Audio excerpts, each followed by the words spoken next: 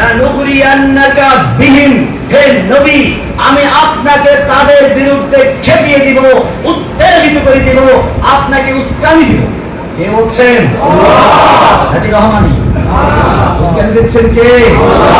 লানুগরিয়ান্নাকা বিহিম সুম্মা লা ইউজাবিরুনাকা ইল্লা কালিলা, অতঃপর তারা আপনার প্রতিবেশী হয়ে আপনার দেশে আর থাকতে পারবে না, একেবারে বিদেশ পাঠিয়ে দেওয়া হবে।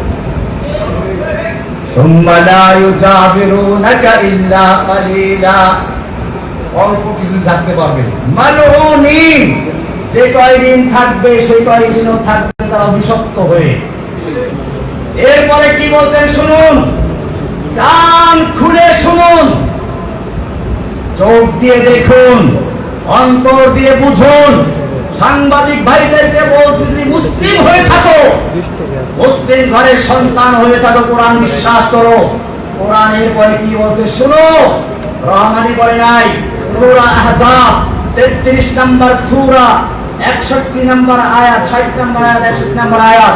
আল্লাহ বলছেন যদি তারা বিরত না থাকে, আইনামা সুকিফু, মারুফ না মাজহুর? মাজহুর কাকে বলে? মা লাম ইউসাম্মা ফাইলুহু, যার ফাইল উল্লেখ থাকে না, অর্থাৎ যে কেউ করবে।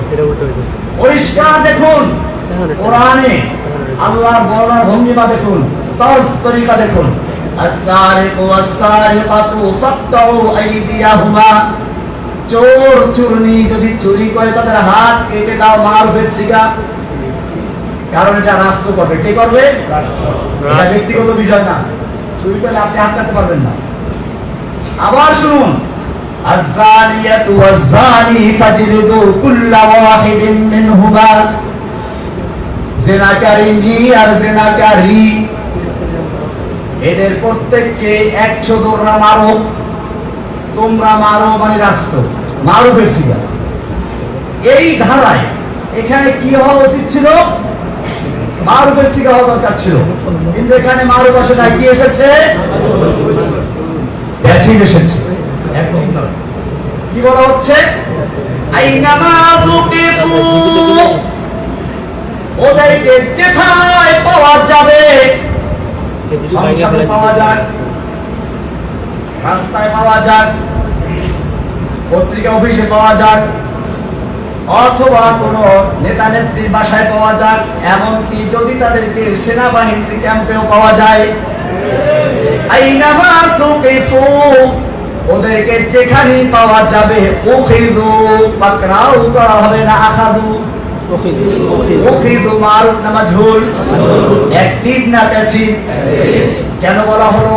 এইটা করার জন্য রাষ্ট্র লাগবে না, যে পাবে সেই কাজটা করতে পারবে। আইনামা সুকিফু, ওদেরকে যেখানে পাও তোমরা, পাওয়া যাবে, উখিযু, ওদেরকে পাকড়াও করা হবে। বলে তারপরে কি করা হবে? জেলে দেওয়া হবে। কি রাখা? জেল না ওদের জন্য। ওয়াকুতিলু তাকতিলা, ওদেরকে কেটে টুকরো টুকরো করে ফেলো। করেছেন ওয়াকুতিলু তাকতিলা। এরপরে কি বলেন শুনুন, সুন্নাতুল্লাহ, এটাই হচ্ছে আল্লাহর সুন্নাত, এটাই হচ্ছে আল্লাহর রীতি। সুন্নাতাল্লাহিল্লাযীনা ক্বাদ খালাউ মিন ক্বাবলিকুম, তোমাদের পূর্বে যারা অতিবাহিত হয়েছে তাদের জন্য এই রীতি আল্লাহর ছিল। ওয়ালান তাজিদা লিসুন্নাতিল্লাহি তাবদীলা, কিয়ামত পর্যন্ত আল্লাহর এই রীতিতে, আল্লাহর এই নীতিতে তুমি কোনো তাবদীল পাবে না, পরিবর্তন পাবে না। 33 নম্বর সূরা 60 এবং 61 নম্বর আয়াত শুধুমাত্র রেডি করলাম। আয়াতটা কার? কোরআন কি জিনিস? আল কোরআন কালামুল্লাহ। কোরআন কি? কোরআন কোনো মাখলুক নয়, আল্লাহর কালাম। সুতরাং আল্লাহ নিজে বলছেন, আমি শুধুমাত্র এই আয়াতটা রেডি করেছিলাম।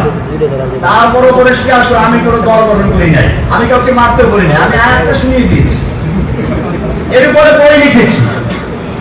আমার নামে মামলা হলো বলুগার রাজি ভাইরা হত্যা মামলা। এই মামলাটা দ্রুত বিচারে নিয়ে আসা হলো। সাংবাদিক ভাইদের উদ্দেশ্যে বলছি, ভালো করে শুনুন। ওই মামলার রায় হয়েছিল 2000 2015 সালের 31শে ডিসেম্বর মাসে জজ কোর্ট বন্ধ থাকে, কিন্তু আমাদের ওই কোর্ট খোলা ছিল। সারা দিন ব্যাপী কোর্ট চলত, সন্ধ্যার সময় কোর্ট চলেছে। এরপরে রায় দেওয়া হলো। ওই রায়ের 285 রায়ের কপি 285 নম্বর পৃষ্ঠায় স্পষ্ট লেখা আছে, এই মামলার আসামি তখন ওই যে শাহবাগের আন্দোলনকে কেন্দ্র করে আমাদেরকে শিবির বলা হয়েছিল, জামাত বলা হয়েছিল। দেখো এগুলো পায় না, পরে আনসারুল্লাহ বানানো হলো। ওইখানে লেখা আছে রায়ের কপিতে, এই আসামিগণ এমন কি দিয়ে রেখেছে আমার কথা, জসিমউদ্দিন রহমানীকে যদিও শিবির অথবা আনসারুল্লাহ বাংলা টিমের আধ্যাত্মিক নেতা, গুরু ইত্যাদি বলা হয়েছে, কিন্তু এটা রাষ্ট্রপক্ষ প্রমাণ করতে সম্পূর্ণ ব্যর্থ হয়েছে। জজ কোর্ট থেকে কবিতা বের করুন, সাংবাদিকদেরকে বলছি, বের করে দেখুন সেখানে কি লেখা আছে। আদালতের রায়ের মাধ্যমে স্পষ্ট হয়েছে রহমানী কোন দলের সাথে সম্পৃক্ত নয়। সুতরাং আপনারা যদি এর পরেও আমাকে এইভাবে দেখেন, আদালত অবমাননার জন্য আপনারা দায়ী থাকবেন এবং সেজন্য আইনি ব্যবস্থা না হতে পারে। কাজেই এই বিষয়গুলো স্পষ্ট করতে হবে। আল্লাহ এবং আল্লাহর রাসূলকে নিয়ে যদি কোনো ব্যক্তি কটূক্তি করে, অবমাননা করে, আল্লাহর কোরআনের বিরুদ্ধে কথা বলে, মনে রাখবেন এই বাংলার জমিনে তাদের থাকার কোনো ইচ্ছা নাই। তাদের ইচ্ছা হলো বিদেশ যাওয়া, বিদেশ যাওয়ার জন্য তারা এগুলো করে। কাজে আমি বলছি না বাংলাদেশের তাওহীদি জনতা জেগেছে, ওদেরকে একবার চিরস্থায়ী বিদেশ পাঠিয়ে দেবে। ভাইয়েরা আমার, আজকে আমাদের মনে রাখতে হবে, এই জাগরণকে ধরে রাখতে হবে। এরপরে যদি কোনো চক্রান্ত শুরু হয়, আজকে যেভাবে ওলামায়ে কেরাম, তলাবায়ে ইলম, স্কুলের ছাত্র, মাদ্রাসার ছাত্র, তাওহীদি জনতা একাত্র হয়ে ময়দানে নেমেছিল, ঠিক এই ঐক্যবদ্ধতাকে ধরে রাখতে হবে। কিয়ামত পর্যন্ত যদি আমরা এরকম থাকি, তাহলে ইসলামকে কেউ ধ্বংস করতে পারবে না ইনশাআল্লাহ। আমাদের সেজন্য প্রথম কাজ হচ্ছে ঐক্যবদ্ধ থাকা। 2 নম্বর কাজ হচ্ছে এই চেতনাকে, হাসিনা যেমন একটা চেতনা তৈরি করেছিল, আমাদেরও চেতনা তৈরি করতে হবে। আমি মূলত আসলে কোন দলের সদস্য ছিলেন, বাস্তব আমার কি কাজ ছিল, আমি যখন দেখলাম গণজাগরণ মঞ্চ তৈরি করলো এবং তারা সারা বাংলাদেশে একটা জাগরণ তৈরি করার চেষ্টা করলো, যদিও তাদের স্লোগান ছিল রাজাকার বিরোধী, কিন্তু এই রাজাকার বিরোধিতার আড়ালে ছিল ইসলাম বিরোধিতা, ইসলামের বিরুদ্ধে চেতনা তৈরি করা। তখন আমার ইচ্ছা ছিল বাংলাদেশে ওই গণজাগরণকারীদের বিরুদ্ধে একটা তাওহীদের জাগরণ তৈরি করা। এই জাগরণ নিয়ে মাঠে নেমেছিলাম এবং আলহামদুলিল্লাহ আজকে দেখতে পাচ্ছি, আমি যদিও সে সময় শুরু করেছিলাম, আজকে বাংলাদেশের যে প্রান্তে যাই, এখনো যাওয়ার সুযোগ হয় না, শুধু কয়েকটা মসজিদের চিকিৎসা জন্য গেছে নামাজ পড়ার জন্য, যে মসজিদেই যাই কোনো ঘোষণা নাই, কিচ্ছু নাই, দেখেই বলে যায় রমেশও আছে। আর মানে হচ্ছে যেই জাগরণের স্বপ্ন দেখেছিলাম 2013 সালে, আল্লাহ রাব্বুল আলামিন আমাকে জেনে রেখে সেই জাগরণকে বাংলার ঘরে ঘরে পৌঁছে দিয়েছে।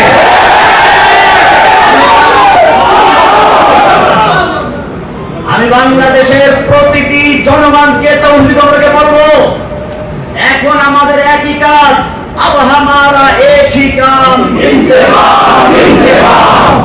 আমাদের একই কাজ, এখন ইন্তেকাম মানে প্রতিশোধ। আমি জেল থেকে মুক্ত হয়ে বলেছিলাম প্রতিশোধ শুনলেই তো সবাই কান খাড়া করে, আমার প্রতিশোধ দিতে বলেছে। আমি বলেছিলাম এই প্রতিশোধ ঠিক আছে, কিন্তু প্রতিশোধের আমার প্রথম কাজ ক্ষমা করে দেওয়া। যেমন আজকে এখানে আমি বলেছি যে সাংবাদিক ভাইয়েরা বিগত সরকারের চাপে পড়ে হোক অথবা শিখানো মিথ্যা হোক আমার বিরুদ্ধে অপপ্রচার করেছে, আমি তাদেরকে ক্ষমা করে দিয়েছি। আল্লাহ রাসূল সাল্লাল্লাহু আলাইহি ওয়াসাল্লাম আমাদের শিক্ষা দিয়েছেন, আমাদের প্রতিশোধটা এভাবেই হয়, ক্ষমার চেয়ে কোনো বড় প্রতিশোধ নেই।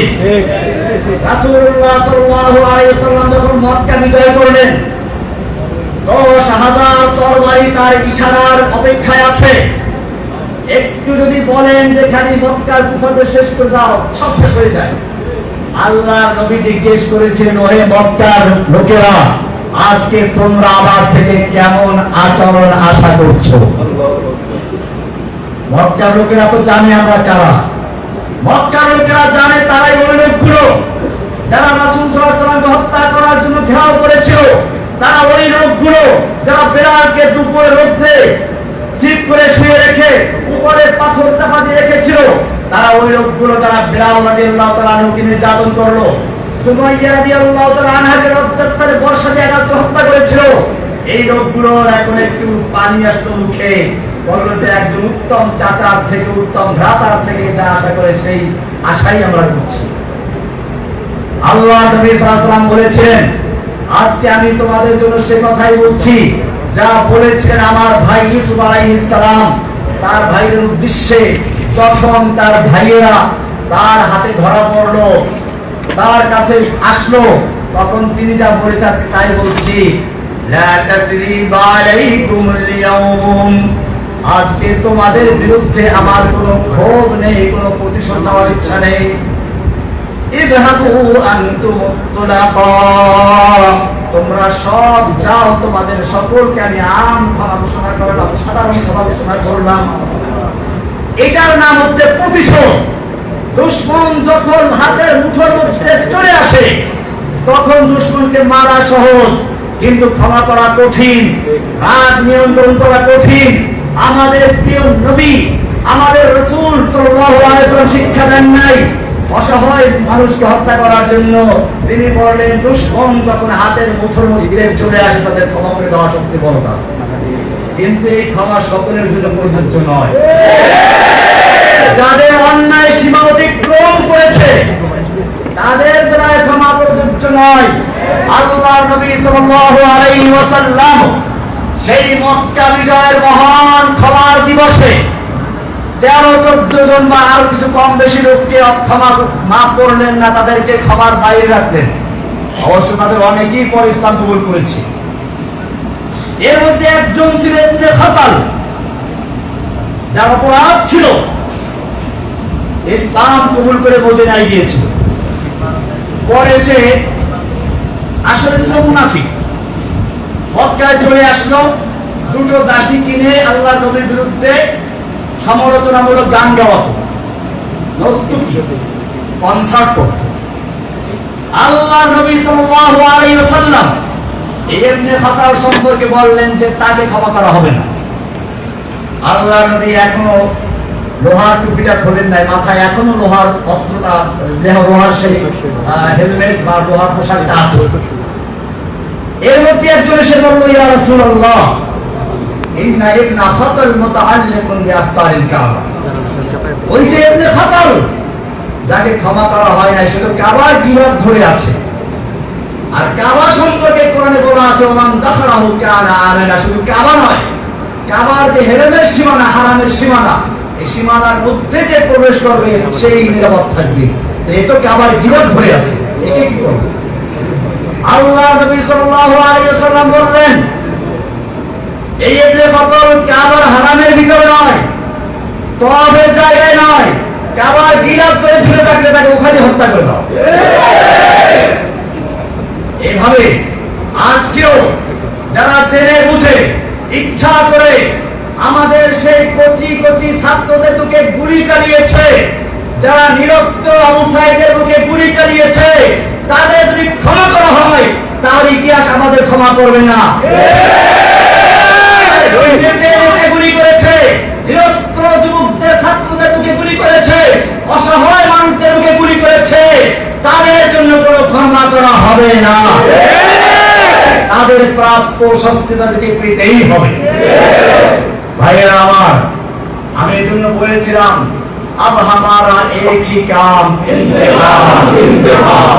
প্রথম ধাপ হলো ক্ষমা, দ্বিতীয় ধাপ হচ্ছে যারা সীমাহীন অন্যায় করেছে তাদের শাস্তিকে গণমুক্তি দেওয়া।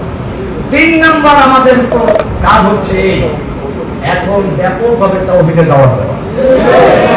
যতদিন পর্যন্ত কোরআন এবং সুন্নাহর দাওয়াত পৌঁছে না যাবে, যেই মানুষেরা এদেশের মুসলিমরা কোরআনকে ভালোবাসে, রাসূলকে ভালোবাসে, তারা বুঝেছে সালাত ফরজ, এজন্য তারা মসজিদ তৈরি করে, মাদ্রাসা তৈরি করে, ইমামের বেতন দেয়, রমজান মাসে তারাবির পয়সা দেয়, হাফেজকে খাওয়ায়, কারণ তারা বুঝতে পেরেছে এগুলো দ্বীনি কাজ।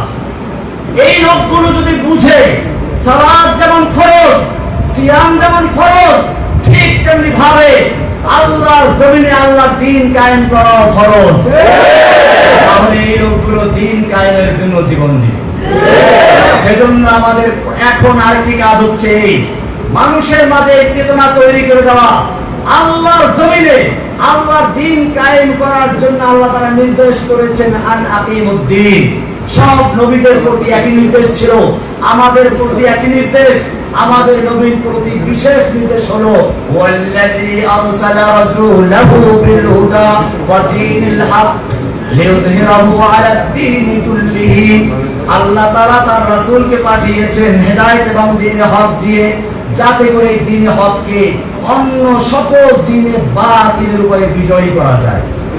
সেই দিনে বাতিল গুলো কি কি আপনারা আমার অন্যান্যের কাছে জেনে নেবেন। আজকে আমাদের কাজ হচ্ছে বাংলাদেশের প্রতিটি ঘরে ঘরে, প্রতিটি ছাত্র, যুবক, বৃদ্ধ, সকলের নারী পুরুষ, সকলের অন্তরের ভিতরে তাওহীদের চেতনা তৈরি করে দেওয়া। তাওহীদের চেতনা যদি তৈরি হয়ে যায়, তাহলে কবি বলেন सब गुरीज़ा होगी आखिर, सब गुरीज़ा होगी आखिर जलवाए खुर्शीद से, ये चमन मामूर होगा नगमाए तौहीद से। পূর্ণিমার চাঁদের রাত যেভাবে রাতের আধার পালিয়ে যায়, ঠিক তেমনি ভাবে তাওহীদের স্লোগানে এদেশ থেকে সকল নাস্তিক মুরতাদদের অন্ধকার পালিয়ে যাবে ইনশাআল্লাহ। ভাইরা আমার, সেজন্য ব্যাপকভাবে আমরা তাওহীদের দাওয়াত প্রচার ইনশাআল্লাহ। এজন্য আমি আমাদের হারুন জাহার ভাই আছেন, গুরুবি সাহেব আছেন, আমরা সারা বাংলাদেশে যেতে প্রস্তুত আছি ইনশাআল্লাহ। কোনো ভেদাভেদ স্কুলে, মাদ্রাসা, কলেজে, ইউনিভার্সিটি যেখানে আপনারা আহ্বান করবেন, আমরা ইনশাআল্লাহ ছুটে যাবো শুধুমাত্র একটা কাজের জন্য, পয়সার বিনিময়ে না। দিনের দাওয়াত দেবেন ইনশাআল্লাহ, প্রয়োজনে নিজেদের পয়সা খরচ করে কিন্তু শর্ত একটাই, আল্লাহর জমিনে আল্লাহর দ্বীন কায়েমের জন্য কাজ করতে হবে। আমাদের আর কোনো ভেদাভেদ থাকবে না, সমালোচনা থাকবে না। আমাকে অনেকভাবে গালাগালি করার চেষ্টা করা হয়েছে, আমি স্পষ্ট বলতে চাই, আমি যখন প্রথম তাওহীদের দাওয়াত দেই, হ্যাঁ আমাদের কওমি ওলামাদের দেওবন্দের মধ্যে কিছু বিদআত নাই তা না, আমি স্পষ্ট বলি, আমি সেগুলো তুলে ধরি, তাই বলে আমাকে আহাদিস বলা দেওয়া, আমি কি আহাদিস? আমার ছাত্র জীবন কেটেছে লালবাগ মাদ্রাসায়। কোথায়? লালবাগ জামিয়া কোরআনে আরবিয়া কোন আলাদা মাদ্রাসা, জামিয়া রহমানিয়ার সাথে আমার স্মৃতি জড়িত। রহমানিয়া আমার নামের অংশ, এটা কোন আহাদিস মাদ্রাসা? দারুল উলুম দেওবন্দ আহাদিসে রাখা নাকি? দেওবন্দ মাদ্রাসা আহাদিস মাদ্রাসা নাকি? দেওবন্দের ছাত্র এদেশে বহু ছাত্র আছে যারা আমার ছাত্র, অথবা আমার যারা সহকারী ওসিমায় যারা দেওবন্দের ছাত্র, তারা জানে আমাদের যাবে কেমন ছিলাম। আলহামদুলিল্লাহ দেওবন্দের ছাত্র আছেন আমাদের হারুজার সাহেবের শ্বশুর, আলহামদুলিল্লাহ মুফতি সাহেব,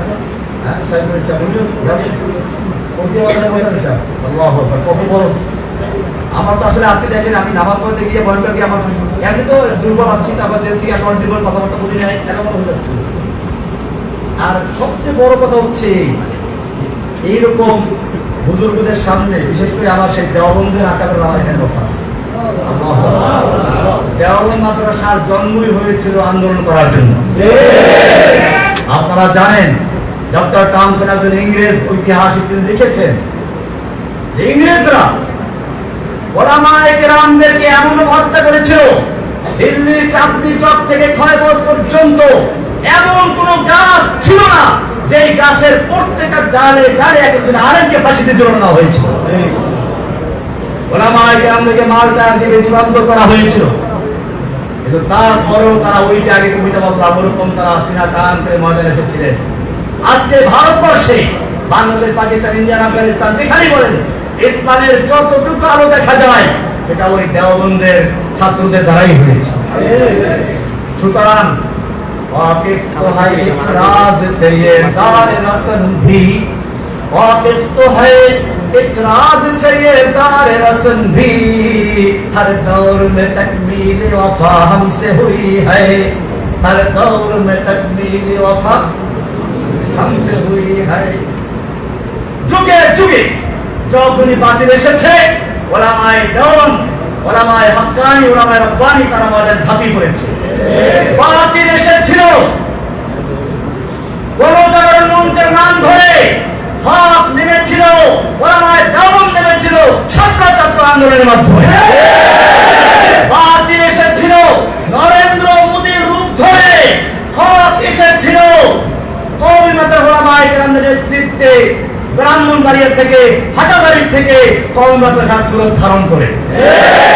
সুতরাং বাতিল যখনই এসেছে, ওলামায়ে হক্কানি, ওলামায়ে রব্বানি, ওলামায়ে দেওবন্দ মাঝে ঝাঁপিয়ে পড়েছে। আমি তো তাদেরই একজন সন্তান। আল্লামা আজিজুল হক রাহমাতুল্লাহি আলাইহি বাংলাদেশের প্রসিদ্ধ শাইখুল হাদিস। শাইখুল হাদিস আমরা অনেকেই আছি, কিন্তু এক কথায় শাইখুল হাদিস বললে কাকে বোঝায়? আল মুতলাকু ইযা উতলিকা, তারপর কি ইরাদু বিহি আল ফাদুল কামিল। মান হুয়া ফাদুল কামিল? যদি শুধু বলা হয় শাইখুল হাদিস, তাহলে কাকে বোঝায়? এই যে দুনিয়া থেকে চলে গেলে কত বছর হয়ে গেছে, এখন পর্যন্ত কি আছে তার নাম জীবিত আছে। আল্লামা শাইখুল হাদিস রাহমাতুল্লাহ আলাইহিকে দেখতাম যখনই কোনো ইসলামী কোনো কার্যকলাপ শুরু হয়ে গেছে, তিনি বলতেন আবু বকর রাদিয়াল্লাহু সেই মহান উক্তি, আয়ান কুসুদ্দিন ওয়া আনা হাই, দ্বীনের সামান্য ক্ষতি হবে আর আমি জীবিত থাকবো, এটা হতে পারে। তিনি ময়দানে ঝাঁপিয়ে পড়েছেন, তিনি বারবার জেলে গিয়েছেন, নির্যাতিত হয়েছেন। আমি তো তার ছাত্র, আল্লামা আজিজুল সাহেবের ছাত্র, মুফতি আব্দুল ছাত্র, আমি লালবাগের ছাত্র।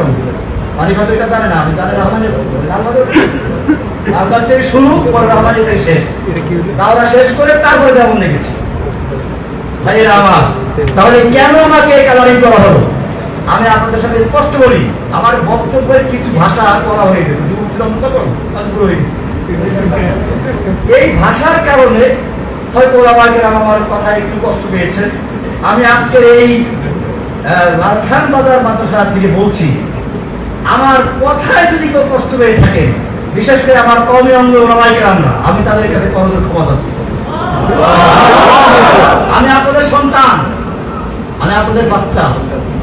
খেতে যে নামে তার পায়ে কাদা লাগে, আমি খেতে নেমেছিলাম, কাদা লেগেছিল কিছু, সেই কাদাগুলো ধুয়ে মুছে পরিষ্কার করে আপনাদের খেদমতে এসেছি। ইনশাআল্লাহ বাকি জীবনটুকু যেন ওলামায়ে দেওবন্দ, ওলামায়ে হক্কানি, ওলামায়ে রব্বানি তাদের সাথে থেকে ইসলামের বিজয় দেখে যেতে পারি, সেই জন্য আপনাকে দোয়া কামনা করছি। এখন আমার একই কাজ, ইউযহিরাহু আলা দ্বীনে, সকল দ্বীনে বাতিলের উপরে দ্বীনের হককে বিজয়ী করার জন্য বাংলাদেশের প্রান্তে প্রান্তে ছুটে যাওয়ার ইচ্ছা আছে ইনশাআল্লাহ। ইনশাআল্লাহ এই শাইখুল হাদিস ইনশাআল্লাহ আমাদের সাথে থাকবেন। শুধু আমরা মাঝবয়সীরা না, আমাদের সঙ্গে এই বৃদ্ধরা থাকবেন, যুবকরা থাকবেন। জেনে রাখবেন, কোন একটা বিপ্লব যদি তৈরি হতে হয়, যুবকের রক্ত, মুরব্বীদের পরামর্শ, ধনীদের অর্থ, বললাম আবার শুনেন, ওসমানদের অর্থ, ওসমান বলি অর্থ, আলীর মতো যুবকদের শক্তি, আর আবু বকরের মতো মুরব্বীদের ছায়া। এই তিনটার সমন্বয় যখন ঘটে তখন বিজয় আসে ইনশাআল্লাহ। এখন থেকে আমি ধন্যবাদ জানাই আমাদের হারুন ইজাহার সাহেবের আব্বা মুফতি ইজাহারুল ইসলাম চৌধুরী সাহেবকে। আপনারা অনেকে হয়তো দূরে তারা ছিলেন না, আমি যখন হারুন ইজাহার সাহেবের নামও শুনি না, তখন ওনার নাম আমি শুনেছি। এই বাংলাদেশে ইসলামের জন্য যারাই কাজ করেছেন সবাই বলতেন আমরা লালখান বাজার মাদ্রাসায় মুফতি ইজাহারুল ইসলাম চৌধুরী সাহেবের কাছ থেকে ওনার ওখানে আছি।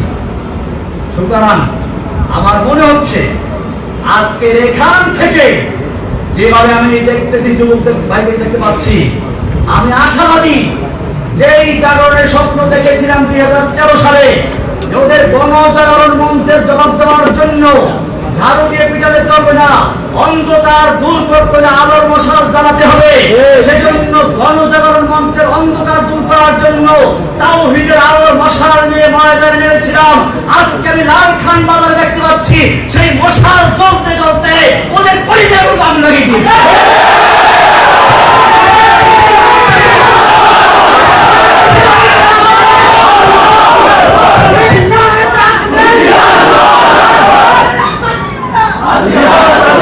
সুতরাং যখন আমাকে হাজার করে প্রচার করা হলো, তা দিয়ে কাজ হলো না। এরপরে ধরলো সবচেয়ে বড় অস্ত্র জঙ্গি। এই জঙ্গি শুধু আমাকে নয়, যেই কোন ইসলামের জাগরণ তৈরি করার মতো প্রোগ্রাম নিয়ে মাঠে এসে তাকে জঙ্গি বলা হয়েছে। সুতরাং আমাদের পিছনে এখনো লাগা আছে।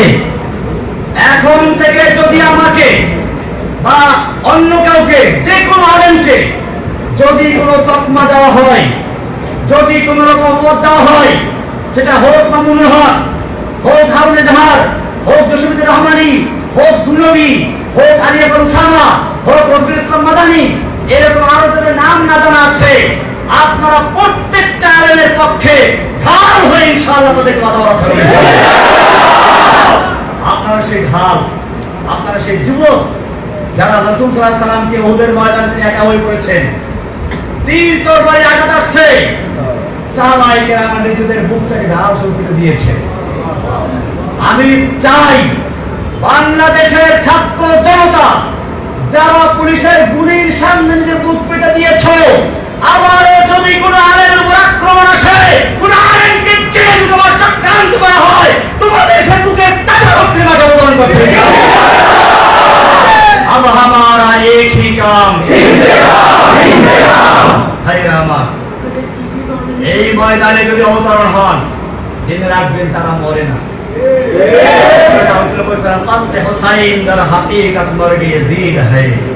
इस्लाम जिंदा होता है हर करबला के बाद। সুতরাং কোন বাতিলের রক্তচক্ষুকে ভয় না পেয়ে আমাকে দুইবার পুরস্কার দেওয়ার জন্য নেওয়া হয়েছে। আমি জেলখানার ইতিহাস বলতে চাচ্ছি না, ওটা আমার মধ্যে আল্লাহর মধ্যে থাকবে। কিন্তু আমার সবচেয়ে বাধা লেগেছিল, আপনাদের শোনা দরকার এটা। আমাকে বলা হয়, রহমানী সাহেব কথা তো অনেক বলেছেন, অনেক শক্তি দেখিয়েছেন, আল্লাহ আপনাকে দেখে না, আল্লাহ ব্যস্ত আছে। কোরআনে বলা, শোনেন কি বলে, শোনেন নাউজুবিল্লাহ পড়ে বলেন, শোনেন কি বলে। তারা বলতে চায় কোরআনে আছে, ওই যে ইয়াসআলু মান ফিস সামাওয়াতি ওয়াল আরদি কুল্লা ইয়াউমিন ওয়া ফি শান। ওই যে আল্লাহ তো এখন ব্যস্ত আছে, শানটা ব্যস্ত হয়েছে, আল্লাহ তো এখন ব্যস্ত আছে। সানাফুরু লাকুম আইয়ুহাস সাকালান, আল্লাহ আমাদেরকে ছেড়ে দিয়েছেন ধরবো, তো যখন ধরবে তখন বুঝবো। এখন তো আমরা আপনাকে ধরছি, এখন আমরা যা করি আল্লাহ আমাদের ধরবেন না। চিন্তা করেন কোরআন কি কত অপব্যাখ্যা করছে। এটা নিশ্চয়ই কোন শয়তানদের শিক্ষা দিয়েছে। আমি তখন প্রতিবাদ করেছিলাম, এরপরে আমাকে ক্রসফায়ার দেওয়ার জন্য নিয়ে গেল। আমি আপনাদেরকে বলছি, আমাকে যখন ক্রসফায়ার জন্য নিয়ে যাওয়া হলো, চোখ বাঁধা, হাতে হ্যান্ডক্যাপ লাগানো, আমার মনে হচ্ছিল আমি এই এখনই পাখি যেমন উড়াল যাওয়ার আগে হালকা হয়ে যায়, বিমান যাওয়ার আগে সবাইকে হালকা হয়ে যায়, এখনই উঠবে, ঠিক তেমনি ভাবে আমি আল্লাহর কাছে এক্ষুনি চলে যাবো। দিচ্ছিলাম কেন বাড়াবাড়ি, দেরি সহ্য হচ্ছে না, এমন একটা আশা নিয়ে অপেক্ষা করছিলাম। আমি মনে করি তখন যদি আমাকে গুলি করা হতো, হয়তো আমার মাঝে আর আল্লাহর সাথে সাক্ষাতের মাঝে শুধুমাত্র গুলিটাই ব্যবধান। ভয় পাওয়ার কোনো কারণ নেই, কারণ নেই।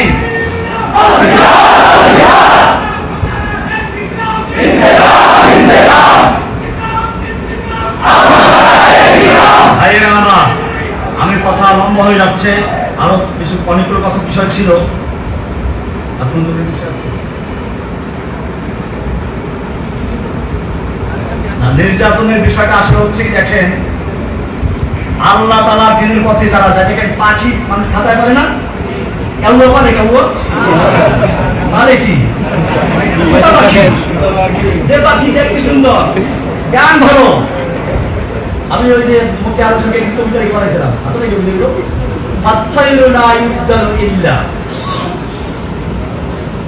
ওই পাখিকে খাতায় বন্দী করা হয়, যে পাখির আওয়াজ সুন্দর। ঠিক তেমনি ভাবে যেই কোরআনের পাখি কোরআনের কথা বলে, যেই কোরআনের পাখিরা সুন্নাহর কথা বলে, তাদেরকে জেলখানে বন্দী করা হয়। যারা কোরআন সুন্নাহর কথা না বলে কোন শাসকের পরচটা গোলামি করে, তাদের জেলে যাওয়ার মতো সৌভাগ্য হয় না। অনেকে মনে করে জেলখানা নাকি গায়ে কারো বদদোয়ার কারণে। আমি নাকি কোন বুজুর্গকে তিরস্কার করার বদদোয়া করে জেলে গেছি। কোরআনে আছে, নবীদেরকে এই কথাই বলা হতো, ইল্লা আতারাকা বা'দু আলিহাতিনা, আমাদের কোন দেবদেবী তোকে কি বলছে বদদোয়া দিয়েছে, তাই সে জেলে গেছে। আমি আপনাদের জিজ্ঞেস করতে চাই, ইউসুফ আলাইহিস সালাম জেলে গিয়েছেন কার বদদোয়ায়? না।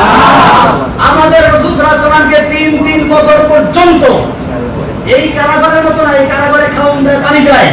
আমাদের নবীকে যে কারাগারে আটকে রাখা হয়েছিল, সেখানে খাবার ছিল না, পানি ছিল না, উত্তপ্ত মরুভূমির বালু ছিল, পাহাড় ছিল। 3 বছর পর্যন্ত সে আমি তলে, শুধু আমাদের নবীকে নয়, নবীর পুরো বংশকে সেখানে বন্দী করে রাখা হয়েছিল। কার বদদোয়ায়? না। ইমাম আবু হানিফা রাহমাতুল্লাহ আলাইহি কে বন্দী করা হয়েছিল। এক রাওয়ায়াতে বলা হয় যে উনি জেলখানাতেই মারা গেছেন, আর কেউ তার সাথে না মুক্ত করা হয়েছে, কিন্তু তিনি বন্দী অবস্থায় মারা গেছেন। যে অবস্থায় বন্দী অবস্থায় মারা গেছেন, তিনি কি আর বদদোয়া করেছিলেন? ইমাম আহমদ বিন হাম্বল রাহমাতুল্লাহ আলাইহি কে রদ্দ করা হয়েছিল, নির্যাতন করা হয়েছিল। ইমাম ইবনে তাইমিয়ার লাশ কারাগার থেকে উঠেছিল। এই সবাই কি কোন বুজুর্গকে তিরস্কার করে বদদোয়ার খবর পড়েছিলেন? না। বরং পরিষ্কার শুনুন, ওই যে বললাম জেলখানায় যেতেও ভাগ্য লাগে। জেলখানা সবার জন্য নয়, কাউয়া করে কেউ পারে না। পারে ময়ূর, পারে তোতা পাখি, আর হয়তো রূপ আছে অথবা কি আছে, গুণ আছে। যার কোনটাই নাই তাকে কেউ খাঁচায় বন্দি করে খাওয়ান দেয় না। ঠিক তেমনি ভাবে যেই পাখির গলায়, যে আলেমের গলায় কোরআনের আওয়াজ থাকে না, যেই আলেমের গলায় 11 দিনের কথা থাকে না, যে আলেমের গলায় নাস্তিক মুরতাদদের বিরুদ্ধে কথা থাকে না, যে আলেমদের গলায় আল্লাহর জমিনে আল্লাহর দ্বীনকে বিজয়ী করার স্বপ্ন থাকে না, সেই আলেমদেরকে জেলখানায় নেওয়ার কোনো প্রয়োজন হয় না। সুতরাং পরিষ্কার হয়ে গেল, জেলখানায় যাওয়াটা একটা সৌভাগ্যের ব্যাপার। আপনারা কি দেখেন না এখন চোখ খুলে, জেলখানায় কারা গেছে বাংলাদেশে? অতিথি দেওয়ার দরকার নাই। তবে আমাদের আকাবিদের অনেকেই আছে যাদেরকে জেলে নেয় নাই, ওরা জানে এখানে ছাত্র রহমতুল্লাহ আলাইহিকে জেলে নিয়েছিল, মুফতি আমেরিকাতে থাকতে হয়েছে। এরকম ভাবে আমাদের বর্তমানে অতীতে নিকট অতীতে যারা আকাবির তাদের জেল খাটতে হয়েছে। সুতরাং মনে রাখতে হবে, আমরা তাদেরই সন্তান। উলাইকা আবাই ফাজিনি বিমিসলিহিম রাহমাতুল্লাহ আলাইহি। আমাদের আব্বা ইমাম ইবনে তাইমিয়া রাহমাতুল্লাহি আলাইহি, আমাদের আব্বা হোসেন আহমদ মাদানী, কাসিম নানতুবি, মাহমুদ হাসান দেওবন্দি রাহমাতুল্লাহ আলাইহি আজমাইন, আমাদের আব্বা আল্লামা আজিজুল হক রাহমাতুল্লাহ আলাইহি, আমাদের আব্বা আমিন রাহমাতুল্লাহি আলাইহি, আমিনের আব্বা, আমাদের আব্বা